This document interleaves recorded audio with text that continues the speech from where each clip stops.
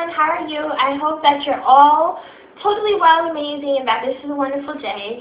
And I'm going to be doing a book review today on The Iron King by Julie Kagawa. Sorry, my thing went out. Here is the picture. And I just finished reading it last night. And I'm going to give you a synopsis about it. I'm going to try not to give too much away. And then I'm going to tell you what I thought about it. It's about this girl, Megan Chase, who, she's like an ordinary girl. You know how these stories always start.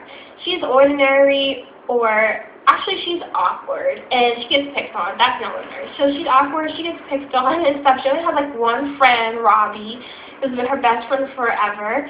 And then weird things start happening, like really strange, weird, abnormal stuff starts happening, and she, one of her family members gets like kidnapped, and then that's when you start learning, like, you know, what's going on here. And so she learns that her best friend Robbie is really a fairy, and that she is also a fairy. She's half fae, and so they go into the fairy world to rescue her loved one. And the fairy world is called Never Never, and the way that it is it's broken up into two courts. There's the Seelie court and the Unseelie court, or the summer court and the winter court. So the fairies of each court reflect like those seasons of the court.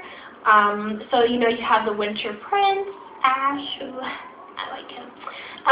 You have, you know, and then there's like the summer king and queen, and you know, it goes like that. And the scenery of the court represents the seasons, you know.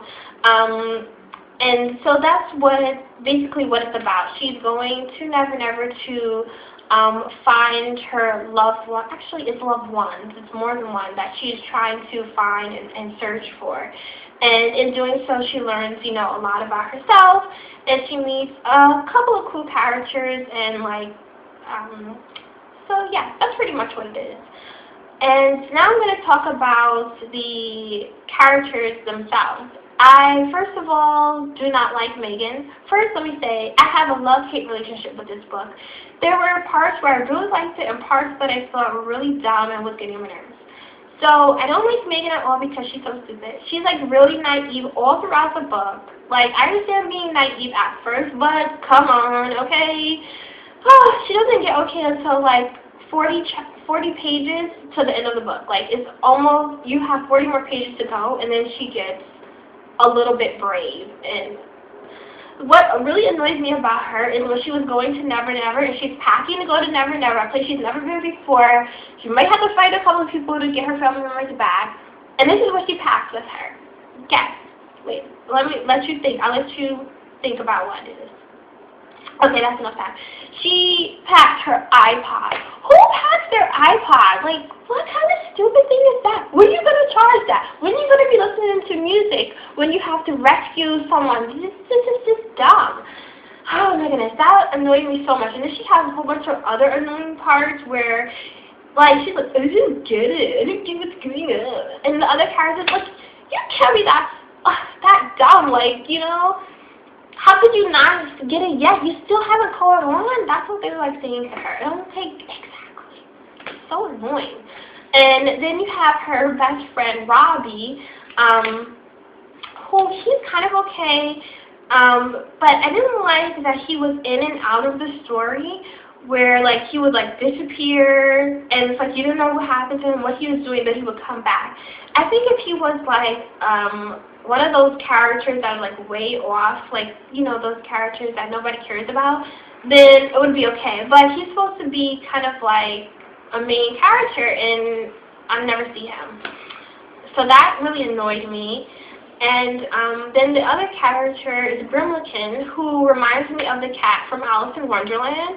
There's like a lot of elements in this book that are from other books, like Alice in Wonderland, Midsummer Night's Dream, Romeo and Juliet. Also, there's like some elements of like Greek mythology. Like the Summer King of Brian reminds me of Zeus. because, like, you know how Zeus used to have children with mortals and, like, didn't care? That's who he reminds me of, so I definitely don't like him. But anyway, Gremlinkin is like wisdom. He's like the only smart one. Well, he's like the main smart one in the book, and he helps, you know, Megan along her journey to find, you know, her loved ones and stuff. So he's like really cool, and he has like all this wisdom. He's like super smart. But then he like disappears, and I'm like, what the heck? Why is he disappearing? I want to know where he's going. Like, stop. Because I felt like a lot of parts of the book, some parts it moved really slow, and then other parts it was just too fast for me. And I was like, no.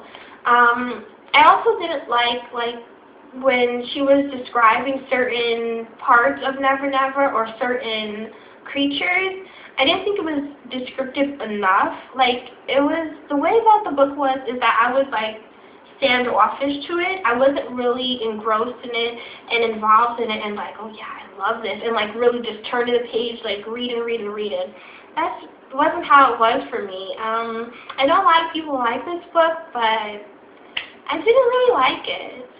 Oh, there's one more character, Ash, who, you know, is the Winter Prince. I like him because he's like strong, he's a warrior, and he's pretty cool, and he's like very mysterious. So that is like really cool, and I really like and enjoy that. But for the most part, I didn't really like the book. I would give it maybe 3 stars because it's just like a waste of time. Like, there were certain parts where, I know before my other video I said, well, I'm liking the book, but I don't like it.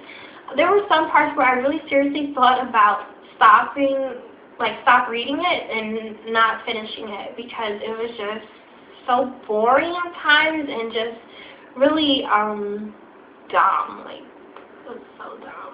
Like, Megan keeps talking to people that she has no clue who they are, and they're like probably the enemy, and she's just telling them everything, her whole life story. Like, shut up. That was just really annoying to me.